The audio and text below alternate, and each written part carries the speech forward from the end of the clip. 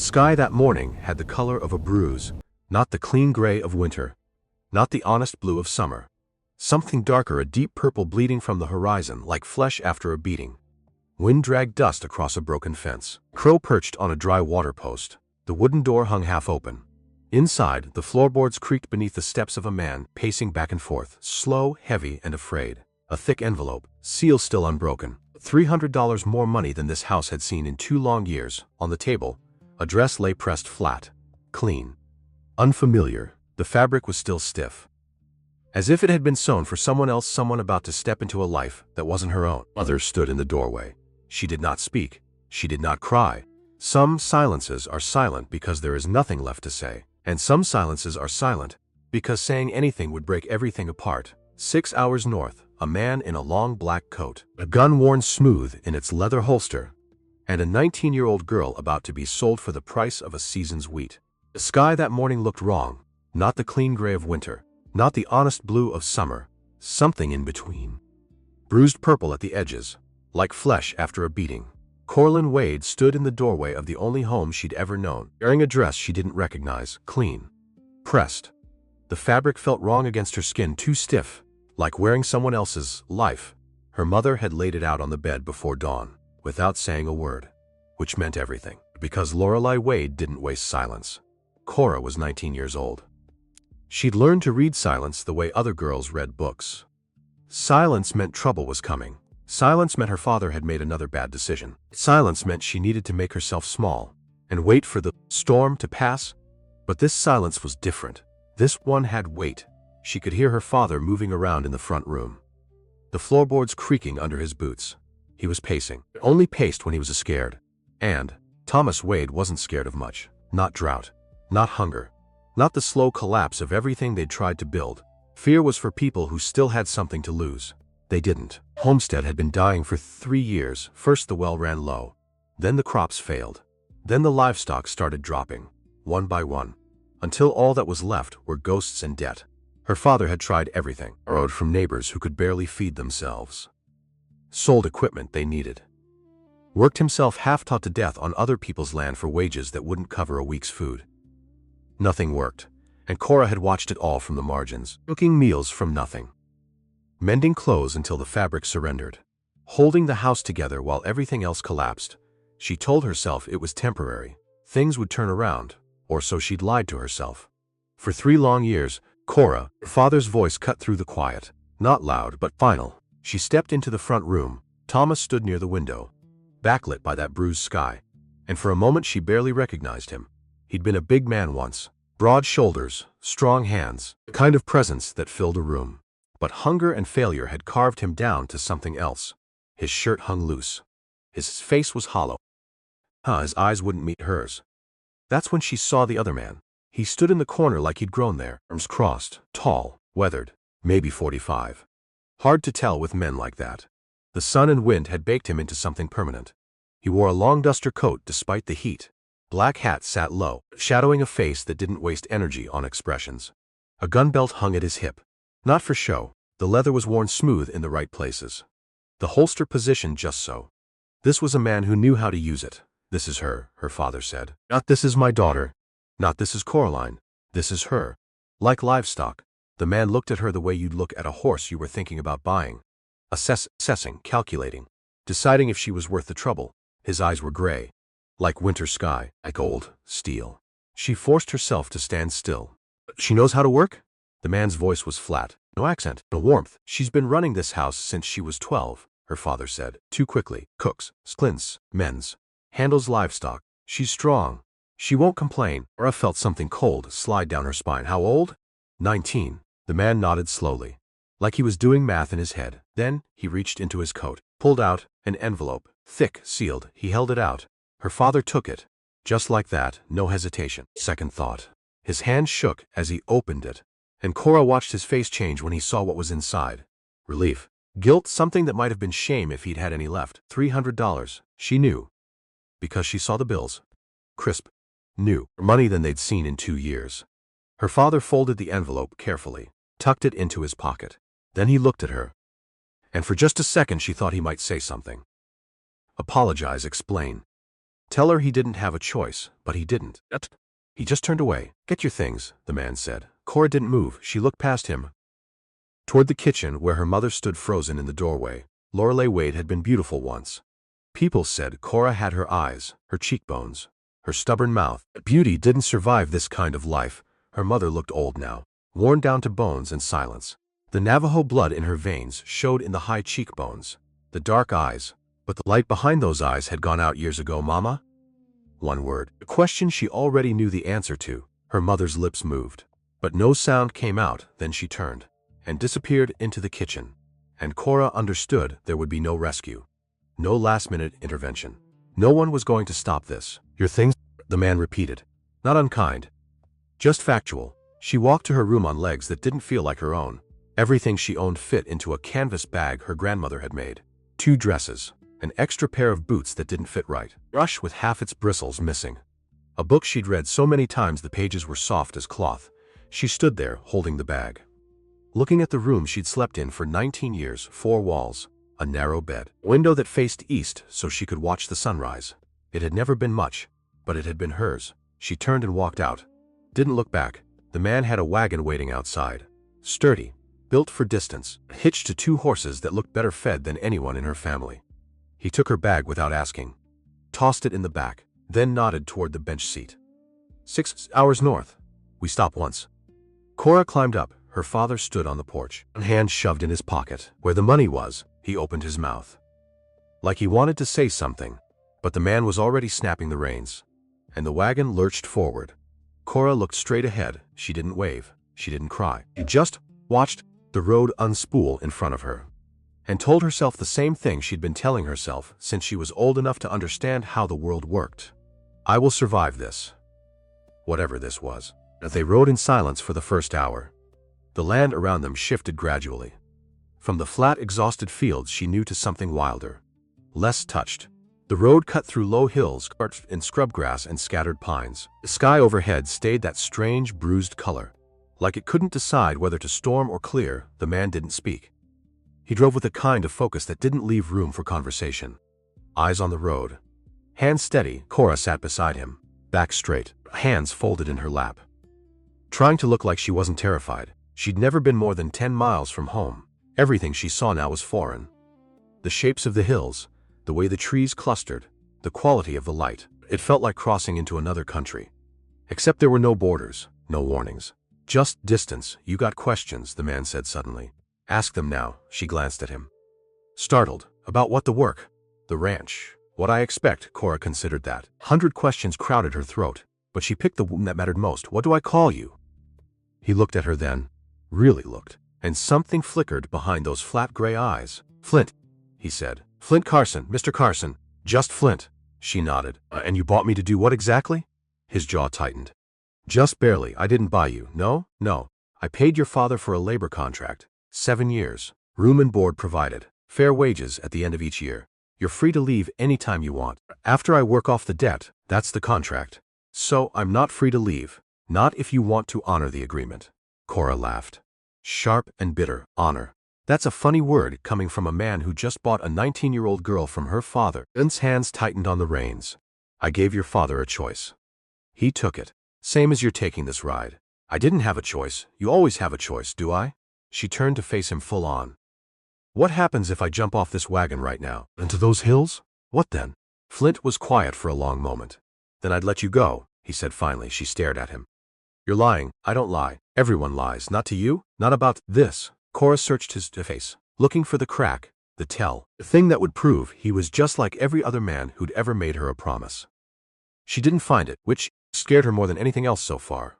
Why? She asked. Why what? Why would you let me go? You paid $300. That's not nothing. Flint looked back at the road. Because I remember what it's like, he said quietly. To feel trapped. To have someone else make your choices. And I swore I'd never do that to another person. Then why the contract at all? Because I need help, and you need somewhere to go. This way we both get something out of it. You get labor, a roof, food, safety, a chance to learn something, save money, build a future that's not tied to your father's failures. He said it matter of fact, like it was obvious. And maybe it was. But Cora had learned a long time ago that nothing was free. There's always a catch, she said. No catch. Just work, and if I don't work hard enough? What then? Then we'll talk about it. Figure out what needs to change. Don't beat me. Flint's head snapped toward her, and for the first time she saw something crack in that stone face.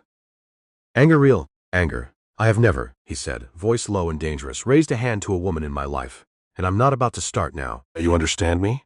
Cora nodded slowly. Good, because if you ever think I'm that kind of man, you pick up that bag of yours and you walk.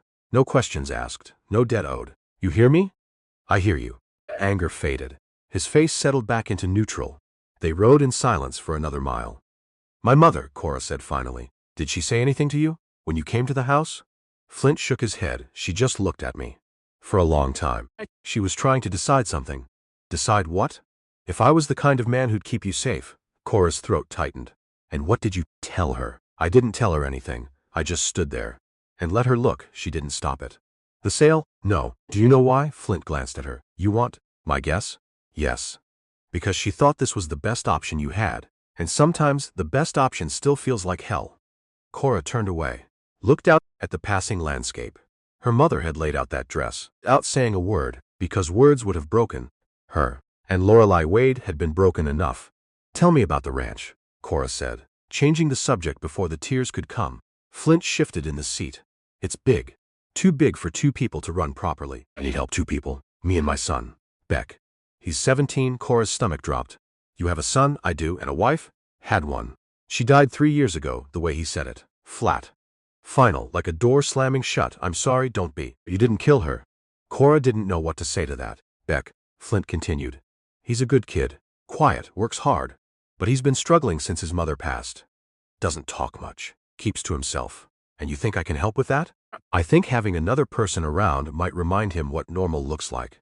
I'm not sure I know what normal looks like either. Flint almost smiled.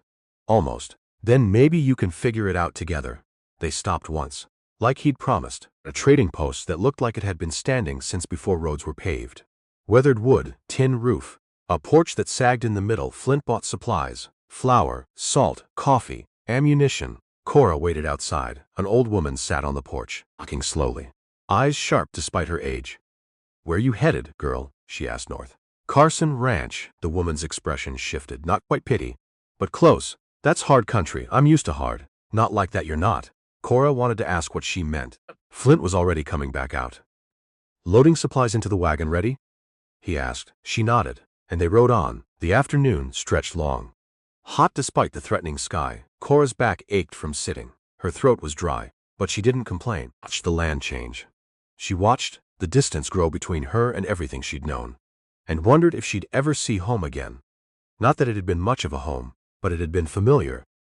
This was something else entirely, unknown, uncertain, dangerous in ways she couldn't name yet. We're close, Flint said, as the sun started to sink. Cora straightened, trying to see what he saw, and then they crested a hill, and there it was. The ranch appeared at the edge of dusk. Sprawling, stark, carved out of land that didn't want to be tamed. The main house sat low and solid, built from timber and stone, surrounded by outbuildings that looked like they'd been assembled over decades. Corrals, barns, smokehouse, a bunkhouse that leaned slightly to one side. Everything functional, nothing decorative. Beyond the buildings, the land stretched out in all directions. Fenced pastures, distant tree lines, hills that rolled into shadows. It was bigger than anything Cora had imagined, and emptier. She felt the isolation settle over her like a physical weight. That's home, Flint said. Not welcome home, not you'll get used to it. Just that's home. Like he was pointing out a fact. A figure stepped out of the barn as they pulled up. Tall, lean, maybe 17 or 18, with Flint's coloring but softer features. He moved with the careful economy of someone who'd learned not to waste motion. Beck, Flint said. This is Cora. She'll be helping with the house. Beck looked at her, then at his father, then back at her. Something complicated passed across his face. Surprise, maybe resignation, ma'am, he said quietly. Don't call me that, said before she could stop herself. I'm 19. A ghost of a smile touched Beck's mouth. Yes, ma'am. Flint swung down from the wagon, grabbed her bag. Beck, show her the house. I'll be in the barn. Then he walked away, leaving them standing there in the fading light. Beck cleared his throat. You hungry? Cora realized she hadn't eaten since dawn. Yeah. Come on then.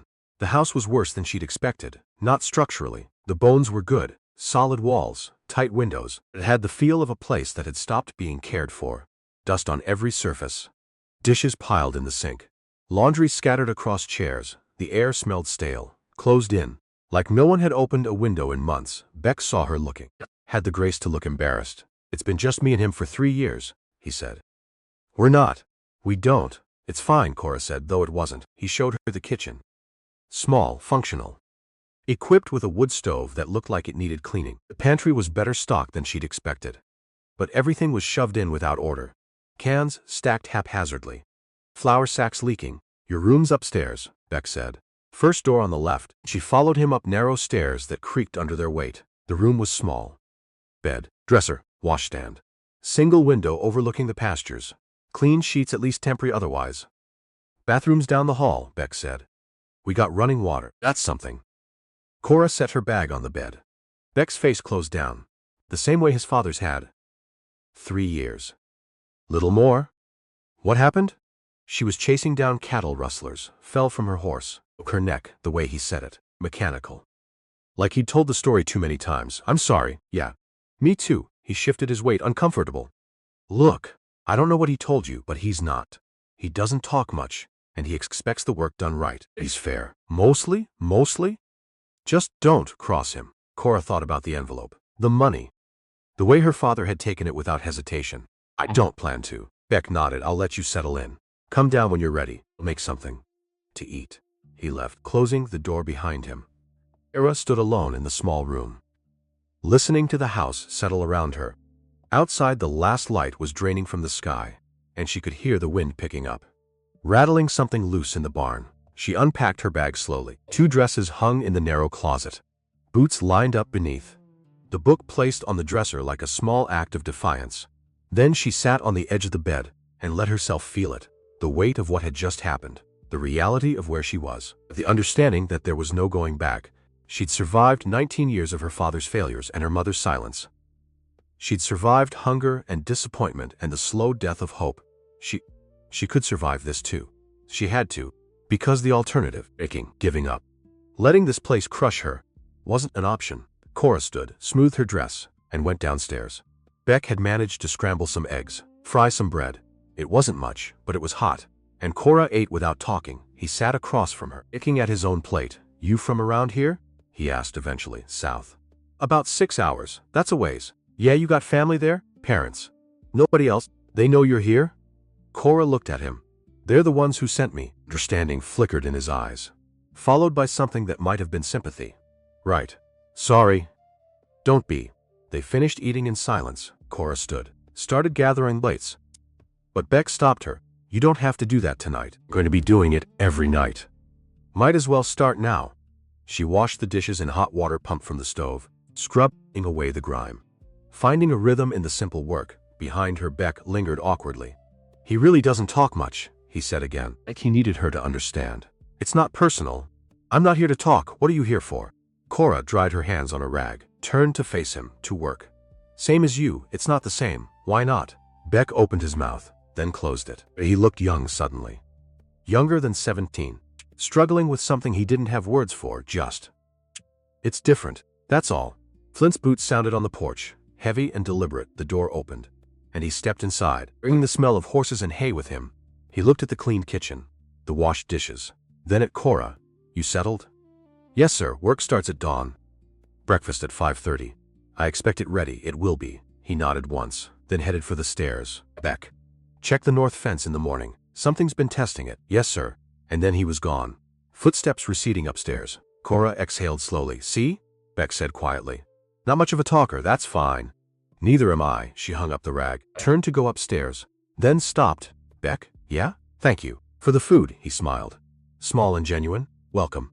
Cora didn't sleep much that first night. She lay in the narrow bed, listening to the house breathe around her, the creak of old timber, whisper of wind through gaps in the walls. The distant sound of animals moving in the dark. Different sounds than she was used to. Unfamiliar. She stared at the ceiling and tried not to think about her mother's face, the way she'd turned away. Tried not to think about the money in her father's pocket. Tried not to think about the fact that she'd been sold. But the thoughts came anyway, relentless. And with them came something else, anger, sharp and clean. cutting through the fear. She'd spent 19 years being powerless, watching decisions get made around her, about her, without her, but she was here now. And maybe she hadn't chosen it. Maybe she'd been bought and paid for like livestock. But she was still standing, still breathing, still fighting. Dawn came cold and gray. Cora woke before the sun, dressed in the dim light, and made her way downstairs. The kitchen was silent. The house still sleeping, she lit the stove, filled the kettle, and started pulling ingredients from the pantry. She didn't know what they liked. Didn't know their habits, their preferences, their routines, but she knew how to cook. And she knew how to make something from nothing. By the time Flint and Beck came down, there was coffee brewing, bacon frying, and biscuits in the oven. The table was set. The kitchen was warm. Flint stopped in the doorway. Taking it in, you didn't have to do all this. You said breakfast at 5:30. I meant coffee and whatever's easy.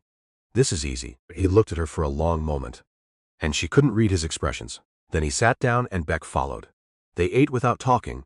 The food disappeared quickly. When Flint finished, he pushed his plate back. Stood. Beck. North fence. Cora, there's a list in the pantry.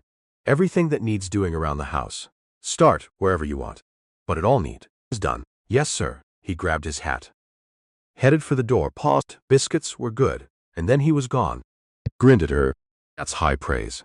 He doesn't give compliments. That was a compliment? For him? Yeah. Cora cleared the table, found the list. It was long, weeks of neglect documented in Flint's tight, precise handwriting. Floors, windows, laundry, mending, organizing, deep cleaning. She rolled up her sleeves.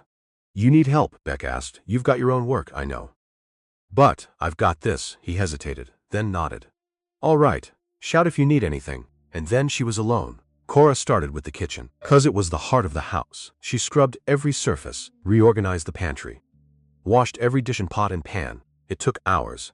Her hands cracked and lid flub in the lye, soap. Her back ached from bending. She didn't stop. By midday the kitchen gleamed. Moved to the main room, swept, dusted, beat the rugs outside until the air filled with clouds of dirt. She found furniture buried under piles of laundry and papers, sorted it all, folded what could be saved, mended what was torn. The house started to look like a house again. When Flint and Beck came in at dusk, they stopped and stared. Jesus, Beck breathed. Flint walked through slowly, taking in the changes, the clean floors, the organized shelves, the space that had been reclaimed from chaos. You do all this today?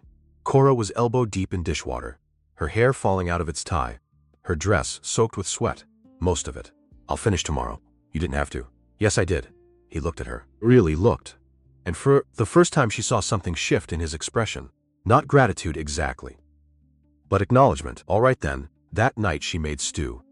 From the leftover bacon and some vegetables she'd found in the root cellar. It was simple. It was hot and filling. And they ate it like men who'd forgotten what a real meal tasted like. This is good, Beck said. It's stew, yeah, but it's good stew. Flint said nothing. But he had a second bowl. After dinner, Cora cleaned up while they sat in the main room. Flint reading some kind of ledger. Beck mending a bridle. The scene was almost domestic, almost normal, almost. She finished the dishes, stood in the doorway watching them. But two men who'd lived alone too long. Two men who'd forgotten what it was like to have someone else in the house. Two men who were probably wondering if she'd last. She would. She'd show them. The days blurred together after that. Cora fell into a rhythm. Up before dawn, breakfast ready when they came down, work all day, dinner at dusk.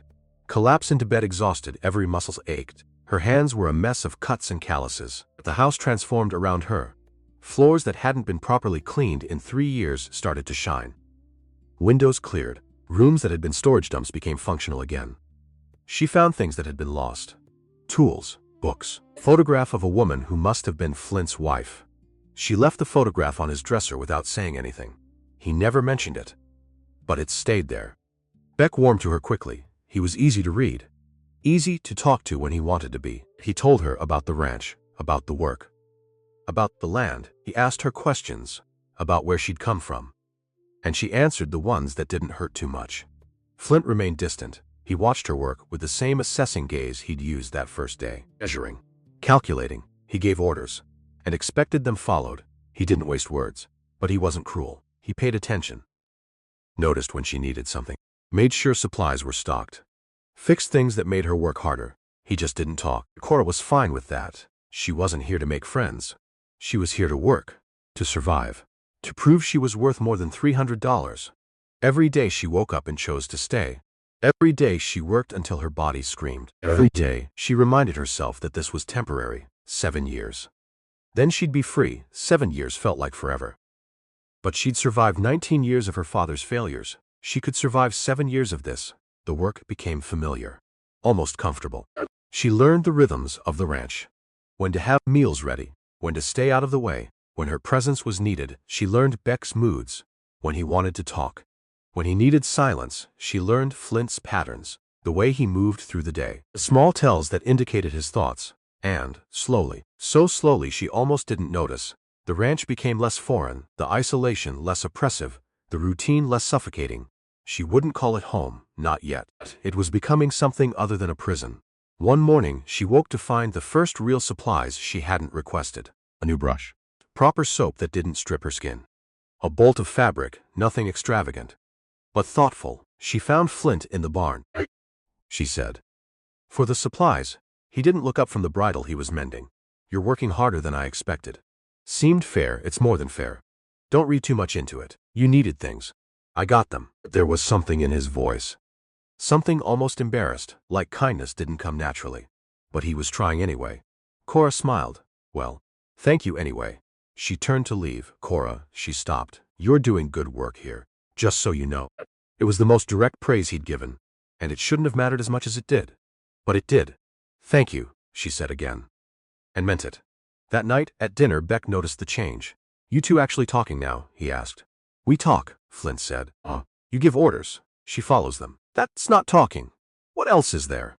Beck looked at Cora, then back at his father. Normal people ask questions. Share stories. Have conversations that aren't about work. We're not normal people. Yeah, I'm starting to notice that. But, despite the gruff words, something had shifted. The house felt less empty. The silences less heavy. And Cora started to believe that maybe, just maybe, she could make this work. 3 weeks and something changed. She was outside beating rugs when she heard shouting from the barn, Flint's voice, sharp with alarm, and then a crash that shook the ground. Cora dropped the rug and ran. The barn was chaos. One of the horses, a massive white stallion, had gotten loose and was thrashing in the center aisle. Eyes rolling, hooves striking out. Flint was on the ground. Not moving. Beck was trying to get to him. But the horse kept cutting him off. Cora didn't think. She grabbed a halter from the wall and moved in, slow and steady. Hands out, voice low, easy now. The horse spun toward her, snorting, I know, you're scared. But you need to settle, she kept talking. Kept moving, angling herself between the horse and Flint. The stallion pawed the ground. Uncertain. Nobody's going to hurt you. Just settle down. She was close enough now to touch him. She reached out, slowly. Fingers brushing his neck. That's it. Good boy. Or shuddered, but held still. Cora slipped the halter on, clipped the lead, and held firm. The stallion tossed his head once, testing. But she didn't flinch. Beck, get your father. Beck scrambled forward, knelt beside Flint, who was starting to stir, blood running from a cut above his eye. I'm all right, Flint muttered. You're bleeding, Beck said. I said I'm all right. He tried to stand, staggered, and Beck caught him. Together they made it outside, while Cora held the stallion, who was calming now, sides heaving. She led him back to his stall, secured him properly, checked him for injuries, found a deep gash on his shoulder. Probably what had spooked him. She cleaned it carefully, using last supplies from the tack room, talking to him the whole time. You're all right. Just a scratch. The stallion's breathing slowed. He lowered his head, accepting her touch. When she was satisfied he was settled, she went to find the others. Flint was sitting on a hay bale, Beck pressing a cloth to the cut on his head. Let me see, Cora said. It's fine. It's not fine. You're bleeding everywhere. Let me see. He looked up at her, and for the first time there was something in his eyes that wasn't assessment. It was respect. Let her look. The cut wasn't deep, but it was dirty. She cleaned it carefully, bandaged it with steady hands. What happened? She asked, horse spooked. Caught me off guard. He could have killed you, but he didn't, because she stopped him, Beck said quietly. Flint looked at Cora. You know horses? Some. Enough. Where'd you learn that? My father kept a few, before everything fell apart. My mother's people. The Navajo. They taught me horses aren't so different from people. You just have to listen. He nodded slowly. He's got a gash on his shoulder. Knees watching, but he should be fine. You cleaned it? Best I could. Flint stood, testing his balance. Show me. They walked back to the stall together. The stallion was calm now, eating hay like nothing had happened. Flint examined the wound, checked Cora's work. You did good, he said finally. 2 words, but they felt like a victory. He'll need checking twice a day. Can you do that? Cora nodded. Yeah, I can do that. Good. He turned to leave, then stopped. Thank you. You did. Most people would have run. I'm not most people. No, you're not. And there was something in the way he said it. Something that made her heart beat faster. She pushed the feeling away. This was her employer. Nothing more. As she watched him walk back to the house, favoring his left side where he'd been kicked, she felt something shift. He wasn't just the man who'd bought her anymore. He was Flint, stubborn, damaged, trying to hold on to the last piece of his life that mattered. And despite herself, despite everything, she was starting to care. That something shifted. Flint still didn't talk much, but he included her more. Asked her opinion on things. Let her help with the animals when she had time. Trusted her with tasks beyond the house. Cora proved herself again and again. She worked until her hands bled. She solved problems they didn't know they had. She made the ranch function better. Smother. Like a machine that had finally been oiled. And slowly, grudgingly, they became something like a team. Just as Cora started to believe she might actually survive this, might actually find some kind of stability, the stranger appeared at their fence line. It was late afternoon. Cora was in the woods, pulling weeds. She heard the horse before she saw it. Single rider. Coming up the main road, she straightened, shaded her eyes against the sun. The man sat tall in the saddle. Expensive clothes, custom boots, silver spurs that caught the light. He rode like he owned the world, and maybe he did. He stopped at the fence, didn't dismount, just sat there, looking at the ranch. At the house at her, Cora felt something cold crawl up her spine. She dropped her tools and walked toward the barn. Flint was inside, shoeing a horse, bent over the hoof with complete focus. Someone's here, she said. He looked up. Who? I don't know, but he's just sitting there, watching. Flint set down the hoof, grabbed his gun belt from where it hung on the wall, strapped it on. Stay inside, he said. Like hell. He looked at her, started to argue, then thought better of it. Fine. But stay behind me. They walked out together. Beck emerged from the far barn, saw them, and came running. The stranger was still sitting his horse at the fence line, smiling. Flint Carson, he called out, voice smooth as honey. It's been a long time. Flint's whole body went rigid. Sutton, Garrett Sutton these days. No need for formality between old friends. We're not friends, no? I seem to remember we were partners once. Back when we both wore a badge. Cora glanced at Flint. Partners? It was a long time ago, Flint said. Indeed it was. Before you decided the law was more important than loyalty. The law is loyalty. To some maybe. Garrett's eyes drifted to Cora. And who's this? None of your concern. Pretty thing. New wife? I said none of your concern. Garrett laughed. Rich and warm. Like they were sharing a joke. Always so serious. Flint. Some things never change. He finally dismounted. Walked up to the fence. Stopped just on the other side. I came to make you an offer. Interested. You haven't even heard it yet. Don't need to. Garrett pulled an envelope from his coat. Held it up. $5,000. Cash. For your eastern pasture. The one that borders my land? No. That's twice what it's worth. Still no. Why not? Barely making ends meet. Everyone knows it. This money could change everything for you. My answer is no. Garrett's smile didn't waver, but something changed behind his eyes. Something cold, you know, Flint. I've bought up most of the land around here. Built something real. Something lasting. You're the only holdout left. Then I guess you'll have to live with disappointment. I don't live with disappointment. I remove it. The words hung in the air. Not quite a threat, but close enough. Flint's hand drifted toward his gun. I think it's time for you to leave. Garrett looked at him for a long moment, then at Beck, then at Cora. All right, I'll go. But think about my offer. Because the next one won't be as generous. He swung back into his saddle, tipped his hat. Ma'am, Beck, Flint, and rode away. Slow and deliberate, making sure they understood he wasn't afraid. Cora watched until he disappeared over the rise, then turned to Flint. His face was stone. Who was that? Trouble, he said quietly. What kind? The kind that doesn't stop until it gets what it wants. And what does he want? Flint looked at her. Everything. Scared Sutton came back 3 days later. This time he didn't wait at the fence line. He rode right up to the house, like he owned it. Dismounted without asking, and knocked on the door hard enough to rattle the frame. Cora was kneading bread dough when she heard it. Through the window she could see him, standing there with that same smile, the one that didn't reach his eyes. She wiped her hands on her apron, opened the door. Help you? Garrett's smile widened. Well now, Flint didn't mention he'd gotten himself such a pretty housekeeper. He didn't hire me to talk to you. What do you want? But held, direct. I like that. Is Flint around? He's working? I'll wait. No, you won't. Garrett's eyes narrowed slightly. Excuse me? You heard me. State your business or leave. For a moment they stood there, measuring each other. Then Garrett laughed. Genuinely amused. You got fire, girl. I respect that. Tell Flint I stopped by. Tell him my offer still stands. What offer? No. Garrett tipped his hat, walked back to his horse, moving with the casual arrogance of a man who'd never been told no in his life. He swung into the saddle. Looked back at her. What's your name? None of your concern, fair enough. I'll find out anyway. He rode off, and Cora stood there watching until he disappeared over the rise.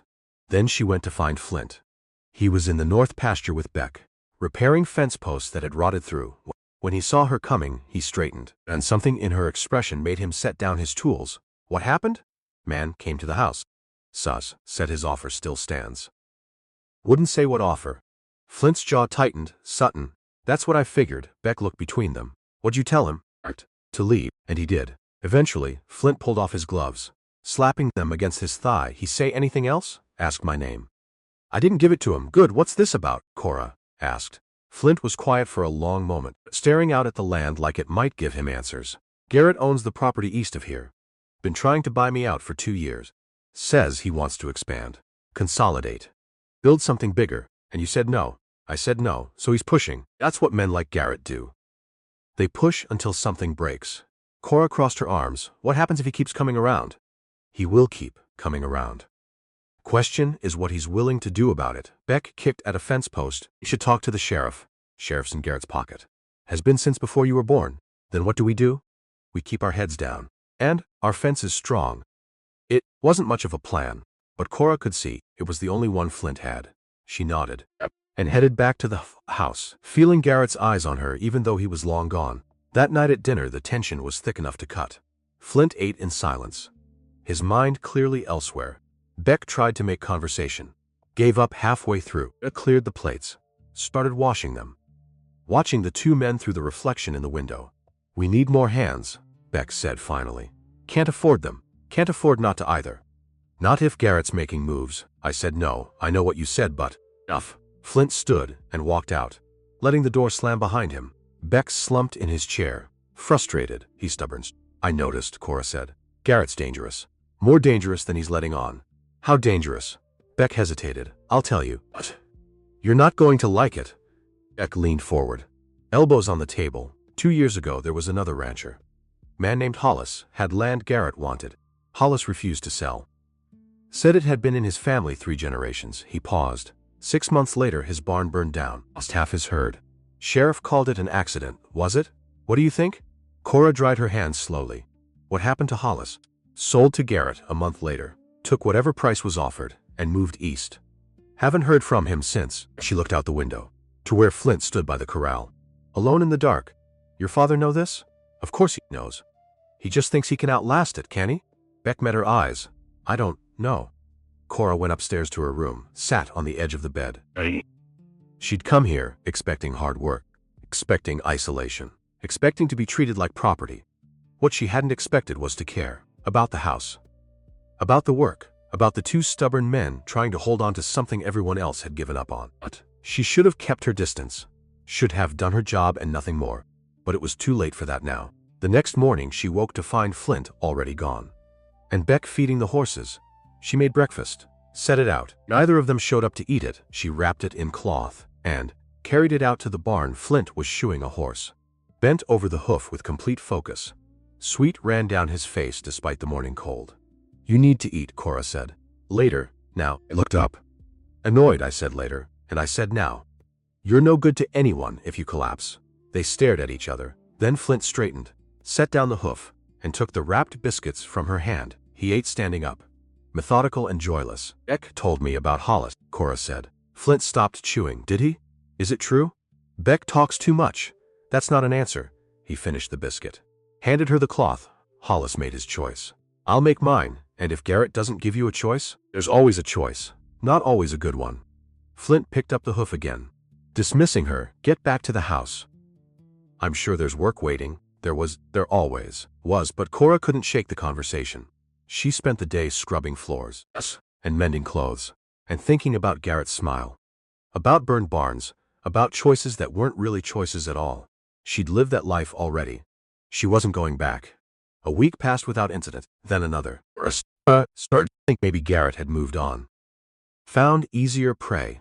She should have known better. It started with small things. A section of fence cut clean through during the night.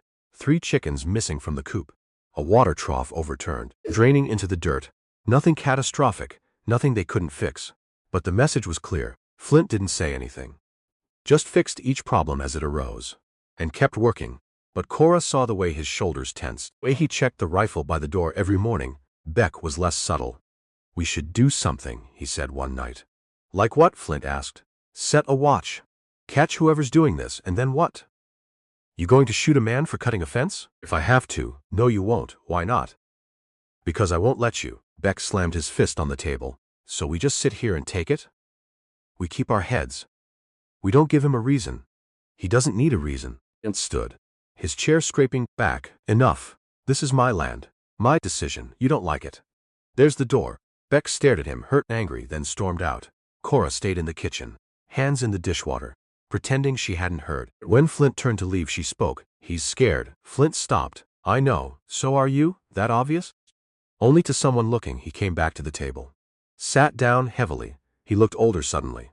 "Worn down by more than just work? I built this place from nothing," he said quietly. "Spent 20 years turning dirt into something that could sustain a family. Lost my wife here. Raised my son here.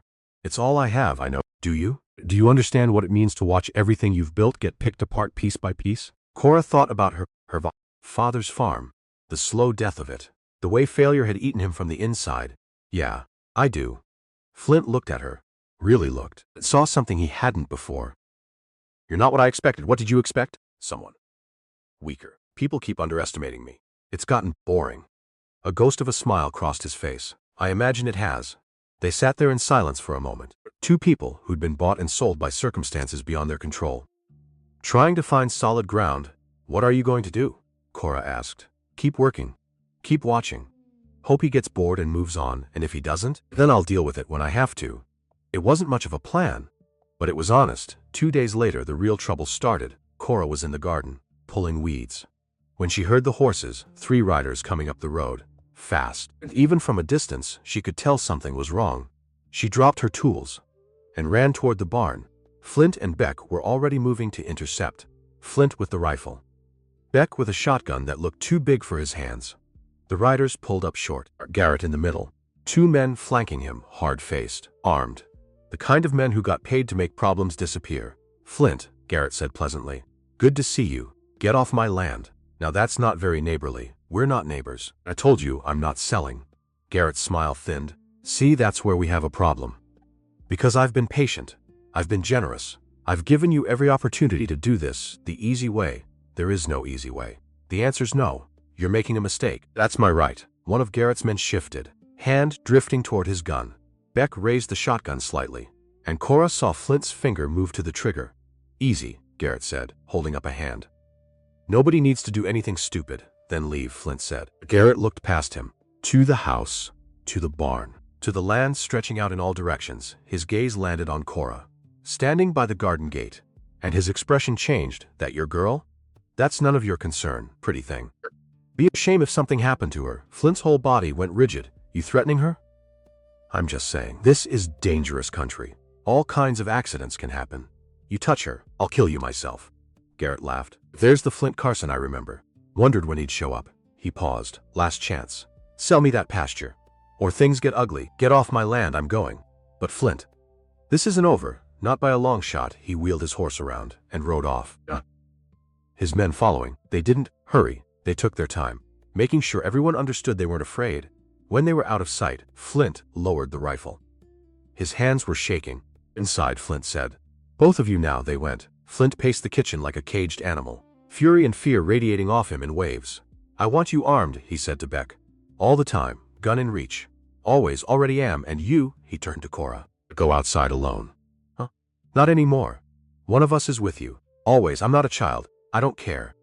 Garrett just made this personal, and I won't have your blood on my hands."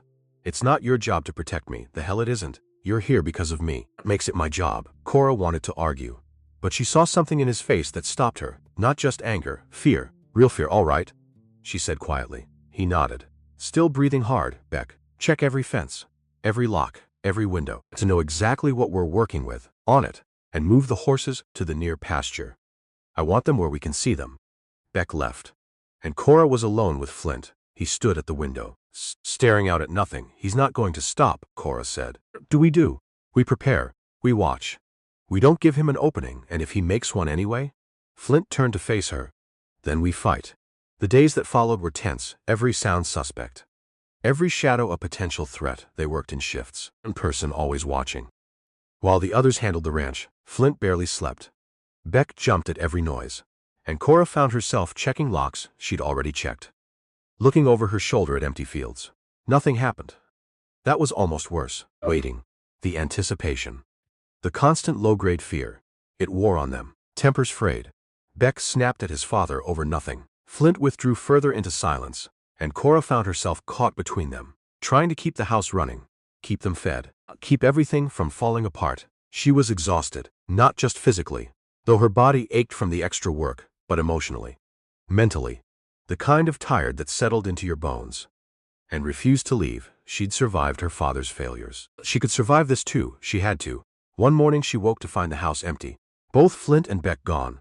Horses missing from the barn. She felt a spike of panic. Before she found the note on the table, north fence down. Back by noon. Stay inside. Cora looked at the note. Then at the locked door. Then at the rifle Flint had left propped against the wall. She was alone. She made coffee, trying to convince herself everything was fine. They'd be back soon. Nothing was going to happen. Her hands shook as she poured, and she couldn't shake the feeling that something was wrong. An hour passed, then two. She cleaned the kitchen 3 times. Reorganized the pantry. Started bread she didn't need. Anything to keep her hands busy. Her mind occupied. At noon they still weren't back. Cora stood at the window, watching the road, willing them to appear. The day was bright and clear. No clouds. No wind. Too peaceful. That's when she saw the smoke, just a thin ribbon at first, rising from somewhere beyond the near pasture. She watched it for a moment, trying to place it. And then her stomach dropped. The barn. She grabbed the rifle and ran. The near pasture was a quarter mile from the house. By the time she reached it, the smoke had thickened into something black and ugly. She could see flames now. Orange tongues licking at the roof of the old hay barn they used for storage. Ants standing in front of it, watching it burn, was one of Garrett's men. He turned when he heard her coming, hand moving toward his gun. Cora raised the rifle. Don't. It's easy now, he said, hands coming up slowly. No need for that. You set this fire. Don't know what you're talking about. Get on your horse and leave. Now. He smiled. Showing teeth or what? You going to shoot me? Cora pulled back the hammer. Try me. Something in her voice made him reconsider. He backed toward his horse, hands still up, eyes never leaving her. Garrett's going to hear about this. Good. Tell him I said he can go to hell. The man swung into his saddle and rode off, leaving her standing there with the rifle and the burning barn. Cora turned and ran back to the house, grabbed every bucket she could carry, and hauled water from the well. The barn was already half gone, but she didn't stop. She threw water on the flames until her arms screamed, till her lungs burned from the smoke, until she heard hoofbeats and Flint's voice shouting her name. He pulled her back, took the bucket from her hands. It's gone, he said. Let it go. We can save some of it. It's gone, Cora. Stand down. She looked at the barn, at the flames consuming what was left, and felt something inside her break. One of Garrett's men. I saw him. He was watching it burn. Flint's face went dark. Where is he? I sent him away. How? She nodded at the rifle she'd dropped in the dirt. Told him I'd shoot him if he didn't leave. Would you have? She met his eyes. Yes. He looked at her for a long moment, then nodded. Good. They stood and watched the barn burn down to ash and embers. There was nothing else to do. By the time the flames died, the sun was setting, and they were all covered in soot and exhaustion. Beck kicked at a charred beam. That's it, then. He's declared war, looks like, Flint said. So, what do we do? Flint picked up the rifle Cora had dropped. They fight back. That night they sat around the kitchen table, making plans. Real plans this time, not just hoping and waiting. We need allies, Beck said. Who? Flint asked. Everyone around here is either scared of Garrett or in his pocket. There's got to be someone. There isn't. Cora had been quiet, thinking. What about the law? She asked. Sheriff won't help. Not the sheriff. Higher up. Territory marshal maybe. Someone Garrett doesn't own. Flint considered that. Marshal's office is 3 days' ride. Even if we got word to them. No guarantee they'd care. It's better than nothing. She's right, Beck said. We need something. We can't just sit here waiting for him to burn us out. Flint rubbed his face. Tired beyond measure. Right. Tomorrow. Beck rides to the marshal's office. Files a complaint. Shows them the damage. Maybe they'll listen, and if they don't, then we're no worse off than we are now. It was thin hope. Hope Beck left at dawn. With a letter Flint had written, detailing everything. The threats, the sabotage. The fire. Cora watched him ride off, and wondered if she'd see him again. That left her and Flint alone on the ranch. They worked in silence, hyper-aware of each other. Of the empty space Beck had left, Flint was tense, constantly scanning the horizon. Cora kept the rifle close, jumping at every sound. 2 days passed like years. On the 3rd day Flint was working with the horses. When one of them spooked, reared back, hooves flying, Flint tried to dodge, but wasn't fast enough. The hoof caught him in the chest, and he went down hard. Era was across the yard in seconds. Don't move, she said, kneeling beside him. I'm fine, he gasped, but his face was gray. You're not fine. Can you breathe? Yeah. Just. Got the wind knocked out. She helped him sit up slowly, checking for broken ribs. Blood. Anything worse? He winced. But stayed upright. What happened? Snake. Spooked the horse. You're lucky he didn't kick your head. Tell me about it. She got him to his feet, and half carried him to the house. Inside she made him sit, while she examined him properly. Bruising already starting across his ribs, but nothing broken as far as she could tell. You need to rest, she said. Can't. Too much work. Work can wait. No, it can't. She grabbed his shoulders, forcing him to look at her. You're no good to anyone dead. Sit down, rest. Let me handle it. For once he didn't argue. Cora spent the rest of the day doing his work and hers, feeding animals, checking fences, hauling water. Her body screamed in protest, but she ignored it. She'd survived worse. She could survive this. That night Flint tried to stand up to make dinner, and nearly collapsed. Cora pushed him back into the chair. I said, rest. You can't do everything. Watch me. She made stew from nothing, served it, and ate standing up. Because if she sat down, she didn't think she'd get back up. Flint watched her, with an expression she couldn't read. Why? He asked finally. Why are you doing this? Why what? You don't owe me anything. Cora set down her bowl. Maybe I don't, but I'm here. This is my fight now, too. It has to be. Yeah, it does. He looked at her for a long time. You're tougher than I gave you credit for. Most people are. The silence stretched between them, different than before. Javier, with something neither of them wanted to name. Cora broke it first. Get some sleep. Beck should be back tomorrow, and if he's not, then we'll deal with that when we have to. She went upstairs and left him sitting in the kitchen, staring at the place where she'd been. The next morning Beck returned. He rode in fast, and Cora's heart leapt when she saw he wasn't alone. 3 men rode with him, official-looking, armed. Wearing badges, the cavalry had arrived. Lead marshal was a weathered man named Hayes, gray at the temples, with eyes that had seen too much to be impressed by anything. He dismounted slowly, taking in the ranch with careful assessment. Flint Carson? He asked. Flint stepped forward, still favoring his ribs. That's me. Hayes extended a hand. They shook, brief and firm. Deputy Marshal Hayes. This is Garrett and Sullivan. Your boy here says you've been having trouble with Garrett Sutton. That's putting it mildly. Show me. They walked the property, Flint pointing out the cut fences, the burned barn, the places where livestock had gone missing. Hayes took notes, asked questions, his face giving nothing away. The other 2 deputies spread out, examining the damage more closely. When did this start? Hayes asked. 2 years back. Right after Garrett made his first offer to buy me out, and you refused? Every time.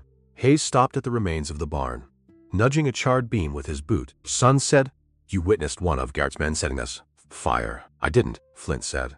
But she did, he nodded. Toward Cora, who'd been hanging back. Trying to stay invisible, Hayes turned his attention to her, and she felt the weight of his scrutiny. A true miss? Yes, sir. Can you describe him? Or closed her eyes, bringing back the image. Tall, maybe 6 feet. Dark hair, scar across his left eyebrow, wore a brown vest with silver conchos, rode a paint horse. Hayes glanced at his deputies. That's Wade Dixon. One of Garrett's regular hands. You know him? Flint asked. We've crossed paths. He's got a reputation. Nothing we've been able to make stick. But he's not a man I'd want on my property. Well, he was on mine. Watching my barn burn, Hayes made another note, then looked up at Cora. He threatened you? She thought about lying, making it worse than it was. But something about Hayes made her think he'd see right through it. No, sir. I threatened him. Hayes's eyebrow went up. How's that? Pointed a rifle at him. And told him to leave, and he left? He did. Small smile crossed Hayes's face. Gone as quick as it came. Good for you. Not many people stand up to Garrett's men. Didn't have much choice. Hayes turned back to Flint. Here's the situation. What you're describing is a clear pattern of harassment, a destruction of property. Problem is most of it's your word against his. The barn fire is different. You've got a witness who can identify the man who set it. That gives us something to work with. So what happens now? Beck asked. You'll have a conversation with Mr. Sutton. Make it clear this behavior stops, or we'll be filing formal charges. You think he'll listen? Flint's voice was flat. Skeptical, probably not. But it establishes a record. Next time something happens, we've got documentation that he was warned. Makes the case stronger. Next time. Flint repeated. You're saying there will be a next time? Hayes met his eyes. Men like Garrett don't stop because a marshal tells them to. They stop when it costs them something. Our job is to make sure when he pushes again, we're ready to push back harder. It wasn't the answer Flint wanted, but it was honest. They rode out an hour later, headed for Garrett's ranch. Flint wanted to go with them. Hayes refused. Last thing we need is this turning into a shooting match. You stay here, keep your head down, and let us do our job, and if he comes here while you're gone, then you defend your property. But you don't go looking for trouble. Understand? And nodded. But Cora could see the frustration eating at him. He wasn't a man who liked sitting back while others fought his battles. They watched the marshals ride off, and then it was just the three of them again, standing in the yard, with nothing to do but wait. I think it'll work? Beck asked. No. Flint said. Then why'd we bother? Because now there's a record. Hayes was right about that much. And because when this goes bad, I want everyone to know we tried the legal way first. Cora felt cold despite the sun. It goes bad. Not if. Flint looked at her. You see another outcome? She didn't. The rest of the day dragged. They tried to work, but none of them could focus. Every sound made them jump. Every shadow looked like a threat. As sunset, they were all wound tight as wire. Cora made dinner no one wanted to eat. They sat around the table, picking at their food, ears straining for the sound of horses. How long you think it'll take? Beck asked. Depends on whether Garrett talks or makes them wait, Flint said. Could be back tonight. Could be tomorrow. And then what? Then we find out if we're still standing, or if we need to make a run for it. Beck's fork clattered against his plate. We're not running. Didn't say we were. We'd be stupid not to think about it. This is our land. Our home, and we're no good to it, dead. They stared at each other across the table, father and son, both too stubborn to back down. Cora cleared her throat. Maybe we should focus on what we can control. Sure, we're ready for whatever comes. She's right, Flint said, breaking eye contact with Beck. Guns loaded, doors locked, horses ready in case we need to move fast. They spent the evening preparing for war, ammunition counted and distributed, escape routes planned, valuables packed in case they had to leave in a hurry. It felt surreal, like they were play acting at something that couldn't possibly be real. But it was real. Cora lay in bed that night, unable to sleep, listening to the house creak. She kept thinking about her father's farm, about how it had died slowly, piece by piece. This was different. This was a knife fight, fast and brutal, and she didn't know if they'd survive it. She must have dozed eventually, because she woke to the sound of horses and voices outside. The sky was barely gray with pre-dawn light. Cora grabbed her dress and ran downstairs. Flint was already at the window, rifle in hand. Beck beside him. It's Hayes, Flint said. They went outside. The three marshals looked tired, dust-covered, like they'd ridden through the night. Hayes dismounted stiffly. Coffee? Cora offered. I'd kill for some. She went inside and started a pot. While the men gathered in the kitchen, Hayes sat heavily, rubbing his face. We talked to Garrett. Presented the evidence. Made it clear the harassment needed to stop. And? Flint asked. And he denied everything. Said Dixon hasn't worked for him in weeks. Claimed he fired him for drinking. Said if your fences got cut, it was probably rustlers. If your barn burned, it was probably lightning. There wasn't a cloud in the sky, I know. He knows, but he's got 3 witnesses who swear Dixon was in town that day. Nowhere near your property. They're lying. Of course they're lying. But it's 3 against 1. And judges tend to believe multiple witnesses. Cora poured coffee, her hand shaking with anger. So he gets away with it? Hayes accepted the cup gratefully, for now. But I warned him clear. Any more trouble on this property, we're coming back with warrants. And I made sure his whole crew heard it. Sometimes that's enough to make them think twice. And if it's not, Flint asked, then you send word immediately, and we'll be back. Meantime, I'm leaving Garrett here for a few days. Extra deterrent, the deputy named Garrett nodded. He was younger than Hayes, maybe 30, with the kind of quiet competence that inspired confidence. Appreciate it, Flint said. Don't thank me yet. It isn't over. Hayes finished his coffee and stood. Sullivan and I need to get back. Got other cases waiting. But Garrett will stay as long as you need him. And you've got my word. Anything happens, you get word to us. We'll come running. They shook hands all around, and Hayes and Sullivan rode out, leaving Garrett behind. For 3 days nothing happened. Garrett fit in easily, helping with the work. Standing watch at night, Flint relaxed slightly, and Beck started to believe maybe the threat had passed. Cora wanted to believe it too, but something in her gut said otherwise. On the 4th day, Garrett got word his wife had gone into labor early. He looked torn. I should stay, he said. Go, Flint told him. With your family. We'll be fine. You sure? We managed before you got here. We'll manage now. Garrett left at noon, promising to send another deputy as soon as he could. Cora watched him ride away and felt the last bit of safety disappear with him. That night the storm hit, not a weather storm, though the sky had been threatening all day. Dark clouds piling up like bruises, but a storm of a different kind. They were finishing dinner when they heard it, cattle bawling in panic.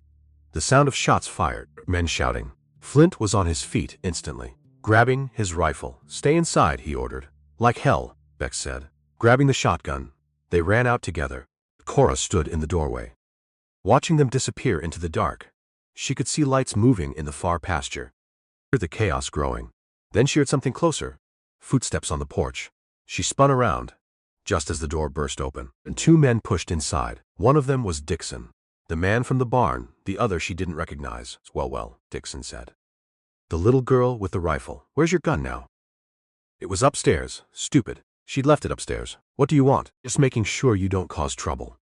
While the boss has his talk with Flint, he's out there? Course he is. Wanted to deliver the message personal. Cora backed up, looking for anything she could use as a weapon. The stranger moved to cut her off, and Dixon laughed. Don't bother running. Nowhere to go. She grabbed the cast iron pan from the stove and swung it as hard as she could. Caught Dixon across the temple, and he went down like a stone. The other man lunged for her, but she was already moving. The back door, into the night. Behind her, she heard cursing. Heard them giving chase. She ran toward the barn, toward where she'd last seen Flint and Beck, praying she could reach them. Before Dixon and his friend reached her, the pasture was chaos. Cattle running everywhere, fence rails broken, fires burning in 3 different places. Cora spotted Flint near the main gate, facing down Garrett Sutton, who sat on his horse, surrounded by 6 armed men. This is your last chance, Flint, Garrett was saying. Sign the papers, take the money, and walk away, or we burn everything. And you get nothing. You'll have to kill me first. That can be arranged. Beck raised his shotgun, and immediately 3 rifles swung toward him. Don't, Flint said quietly. Listen to your boy, Garrett said. This doesn't have to get bloody. That's when Dixon caught up with Cora. He grabbed her from behind, arm around her throat. Cutting off her air, she fought, but he was too strong. Look what I found, Dixon called out. Turned. Flint's face went white. Let her go. I don't think so. Not unless you do what Mr. Sutton says, Garrett smiled. Pleased. There we go. Now we can negotiate properly. Cora clawed at Dixon's arm, spots dancing in her vision. She was going to pass out. She could feel it coming. Then she heard something. Hoofbeats, a lot of them. Everyone heard it. Out of the darkness riders appeared, 10 of them, spread out in a line. And even in the firelight, Cora recognized Hayes in the lead, the deputy Garrett beside him, and a whole damn posse behind. Federal marshals, Hayes called out. Everyone put down your weapons. Now, for a long moment nobody moved, then Garrett laughed. You got no authority here, Hayes. This is a property dispute, a federal crime. Cattle rustling across county lines falls under federal jurisdiction. So does conspiracy to commit arson on contracted land. And assault with a deadly weapon in territorial disputes. Hayes rode closer. The Territorial Act of 1886 gives us authority here. And we've been building a case against you for 2 weeks. Talking to your former partners, the ones you burned out. Tonight you just gave us everything we needed. I haven't done anything. On this property with armed men, multiple fires burning, and one of your people has his hands on a woman against her will. That's plenty. Dixon's grip loosened slightly, and Cora drove her elbow back into his ribs, as hard as she could. He let go with a curse, and she stumbled forward, gasping. Beck was there in a second, pulling her behind him. You all right? She couldn't speak yet, just nodded. Garrett looked at Hayes. Calculating, this is harassment, this is justice. Now you've got two choices. You and your men ride out peacefully, and we talk about this in a courtroom, or we do this the hard way. The silence stretched out, brittle and dangerous. Cora could see Garrett weigh his options, could see the moment he realized he'd lost. Stand down, he told his men. They lowered their weapons, slowly, reluctantly. Smart choice, Hayes said. Now get off this property. And Garrett, come back. Not ever. Because next time I won't be so polite. Garrett's face was stone, but his eyes promised murder. He looked at Flint. This isn't over. Yeah, Flint said quietly. It is. Garrett wheeled his horse and rode into the darkness, his men following. Hayes and his deputies stayed until they were sure they were gone, then dismounted. How'd you know? Flint asked. Garrett sent word his wife was in labor. Seemed awful convenient timing. So I figured I'd better check some friends just in case. Lucky you did. Luck had nothing to do with it. Your boy's letter was detailed enough to open an investigation. We've been gathering evidence for 2 weeks. Garrett's got enemies. Turns out, people he's pushed too hard, earned too bad. They were willing to talk. Once they knew someone was listening, Cora found her voice finally. Is he going to trial? He is. Whether he's convicted is another matter, but at minimum, this stops him cold. He touches this property again. He's looking at federal charges. Beck was staring at the burning fences. The scattered. The damage. We still lost half the herd. But you didn't lose everything, Hayes said. And you're all still breathing. That counts for something. It did. But looking at the destruction around them, it was hard to feel like they'd won. The marshals helped them put out the fires, round up what cattle they could find. By dawn they'd assessed the damage. 24 head missing or dead, 3 sections of fence destroyed. The near barn partially burned. And Dixon had escaped during the chaos, though Hayes promised they'd find him. It could have been worse. It could have been so much worse. Standing in the wreckage of what they'd built, Cora felt something break inside her. Not despair, not defeat. Something sharper, rage. She'd spent 19 years surviving, enduring, taking whatever the world threw at her, and keeping her head down. She was done with that when Hayes and his men finally rode out. With promises to return for statements, Cora found Flint on the ridge behind the house, the place where you could see the whole ranch spread out below, sunrise just breaking over the eastern pasture. One Garrett had wanted so badly. Flint stood there, silhouetted against the light, one hand on his ribs, where the horse had kicked him weeks ago. We need more people, she said quietly. He didn't turn, just kept watching the sun climb. I know. What? You heard me. We can't keep doing this alone. We need hired hands, people we can trust to help defend this place. Can't afford it, can't afford not to. Garrett's done. But there'll be others. There's always others. And next time we might not get lucky. Flint was quiet for a long time. You planning on staying then? The question caught her off guard. What? Your debt's paid. Probably was after the first month, truth be told. You're free to go anytime you want. Cora looked around. At the ranch. At the land. At the house she'd brought back from the dead. And go where? Back to a father who sold me, and a mother? Somewhere new. Make your own start. She met his eyes. Maybe this is my start. Something shifted in his expression. You sure about that? No, but I'm sure I'm not leaving. Beck walked up, covered in soot and exhaustion. Cattle's mostly rounded up. We lost 23 head, looks like. Could be worse, Flint said. Could be better. They stood there together, 3 people who'd survived the night, and Cora realized something. This wasn't her father's failed farm, or her mother's silent kitchen. This was something different. This was theirs, worth fighting.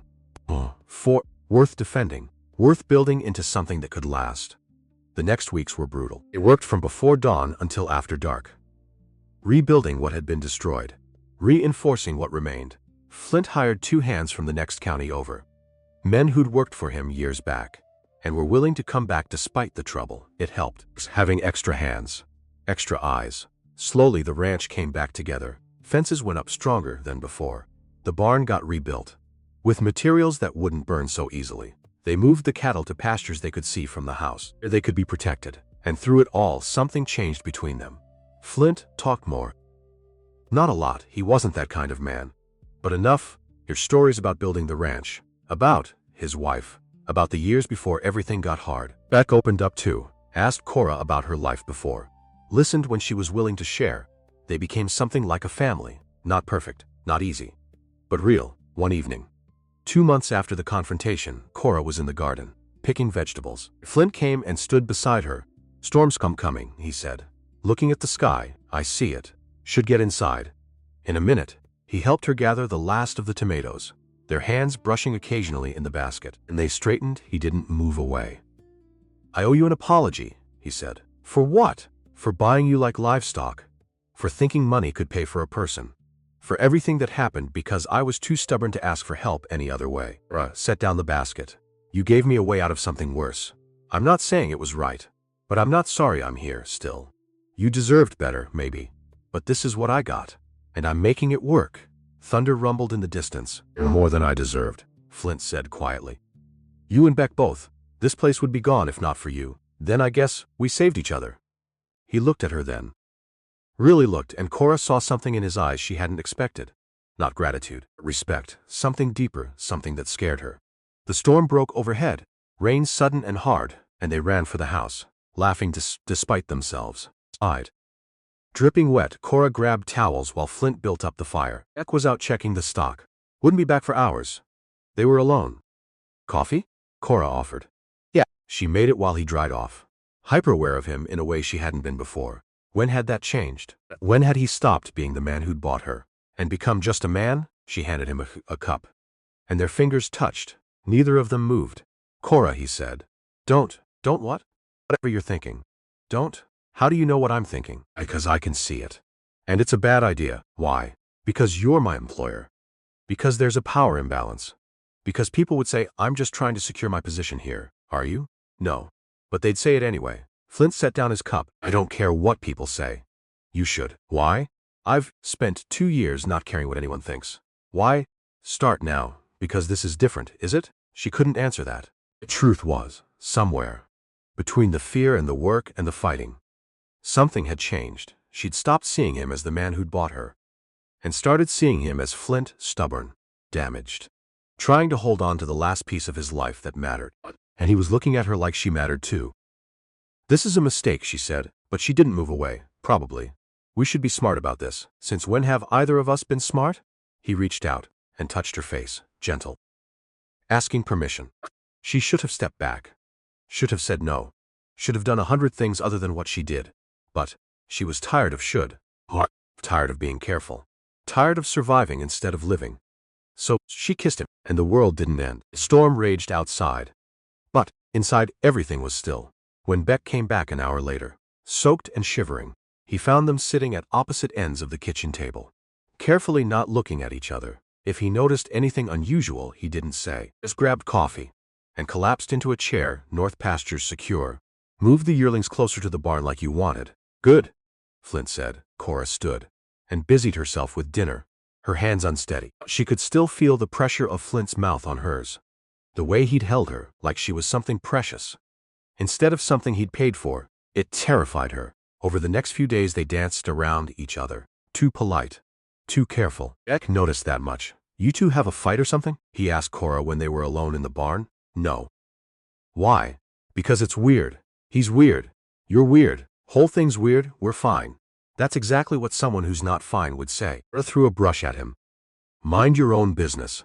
This is my business. You're both acting like you swallowed something sour."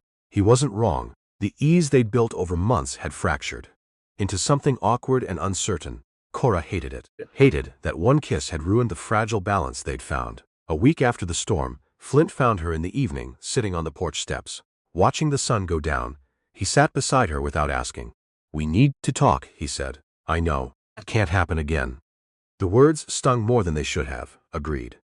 "Not because I don't want it to, but because you were right. People would talk, and you'd be the one who suffered for it." Cora looked at him. Since when do you care what people think? Since it affects you, that's my decision to make, is it? Or would you just feel obligated? Because of how this all started." She didn't have an answer for that. The truth was complicated, tangled up in debt and survival, and something she didn't want to name. "We do," she asked. "We keep working, keep building. And we don't make this harder than it has to be. Just forget it happened?" "Can you?" "No, me neither. They sat in silence, the unspoken thing between them growing heavier. Finally Flint stood. What it's worth. I don't regret it. You should, but I don't. He went inside. And Cora stayed on the steps until the stars came out, trying to convince herself that pushing him away was the right choice. It probably was. The smart choice. The safe choice. She'd never felt less safe in her life. The weeks turned into months, and slowly, painfully, they found a new normal. Not the easy companionship they'd had before, but something more careful. They worked side by side during the day, ate dinner together at night, talked about the ranch, and the weather, and anything that didn't matter, and they didn't touch, not even accidentally. It was torture. October came with cold winds, and the first threat of winter. They spent long days preparing, cutting wood, winterizing buildings, making sure the livestock would survive the hard months ahead. It was during one of these preparations that the letter arrived, by a writer from town, addressed to Cora, in handwriting she recognized, her mother's. She took it to her room, hands shaking, and opened it slowly. My dearest Cora, I write this knowing I may not have much time left. The sickness has returned worse than before. The doctor says weeks, maybe days. I am not writing to ask you to come. I know what I did, and I know it cannot be undone. But I wanted you to know the truth. Your father did not sell you for money. He sold you because I begged him to, because I was dying, and he was drinking himself to death. And I knew if you stayed, you would end up sold to Garrett Sutton. Or worse. I spent 6 months finding the right man. Someone who would keep you safe, who would give you a chance at a life. And Carson was that man. I am not asking for forgiveness. I am only asking that you understand. You were never a burden. You were never unloved. You were the only thing in my life I got right. And letting you go was the hardest thing I ever did. Be happy, my girl. Be free. That is all I ever wanted for you. Your mother, Lorelei. Cora read it twice, then a third time, and felt something inside her crack open. All this time she'd thought her mother had given up, had turned away, but she'd been protecting her. The only way she knew how. Cora folded the letter carefully and went downstairs. Flint was in his office. Look over ledgers. She knocked on the doorframe. He looked up. I need to go home, she said. Understanding flickered in his eyes. Your mother, she's dying. I need to see her. Before it's too late, of course. When? Tomorrow morning. If that's all right, I'll take you. You don't have to. Yes, I do. They left at dawn, just the two of them. In the wagon, the 6-hour ride felt both too long and not long enough. They didn't talk much, but the silence wasn't uncomfortable. It was the silence of two people who understood each other. They arrived at the Wade homestead in the late afternoon. The place looked worse than Cora remembered, more broken down, abandoned, like Hope had left, and taken everything with it.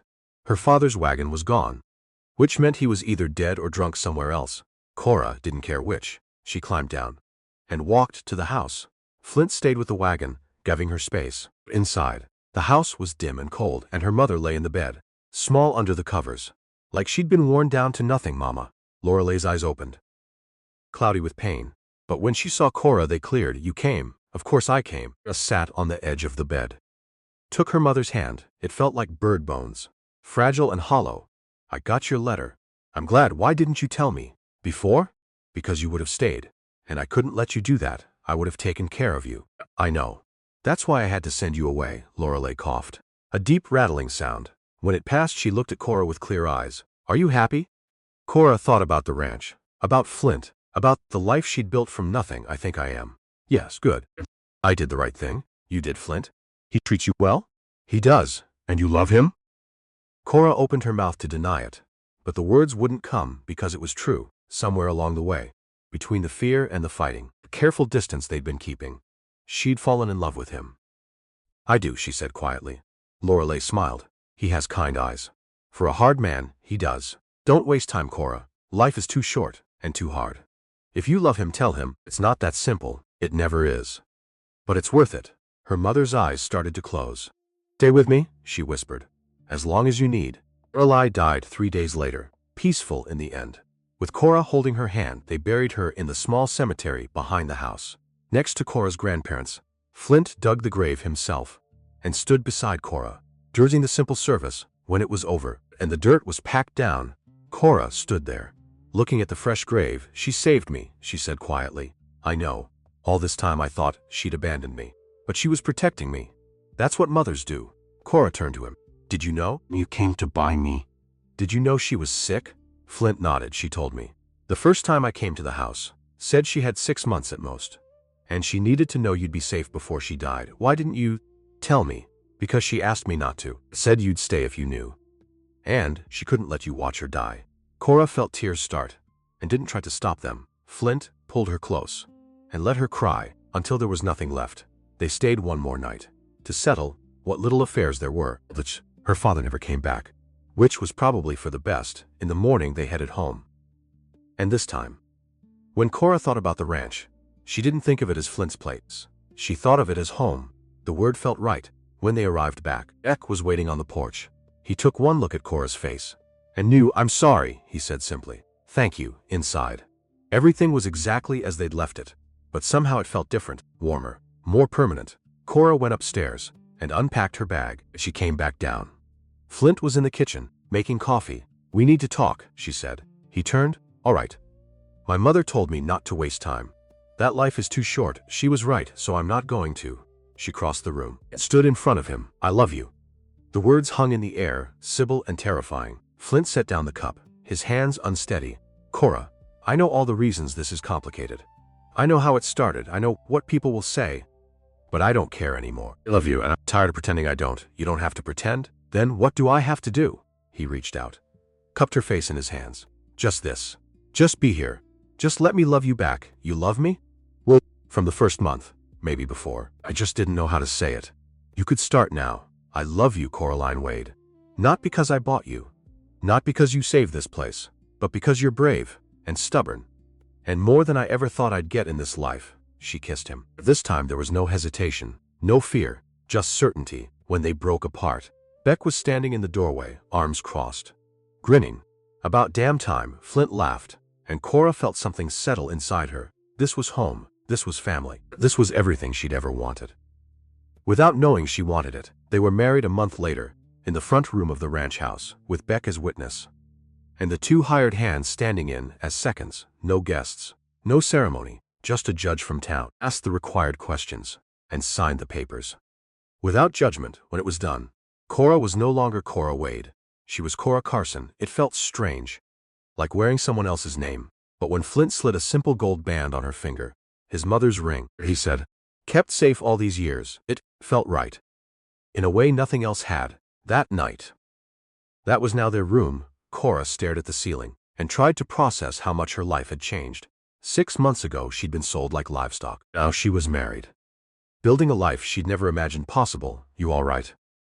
Flint asked in the darkness. "I don't know. Ask me tomorrow, and if you still don't know tomorrow..." He pulled her closer. "I'll keep asking. Until you are..." It came hard and fast, burying the ranch in snow. They spent long evenings by the fire, Beck reading aloud, Flint whittling, Cora knitting small things, because by spring, there would be a baby. Thomas came in April, screaming his way into the world. Flint's gray eyes and Cora's stubborn chin. Beck held his baby brother and cried.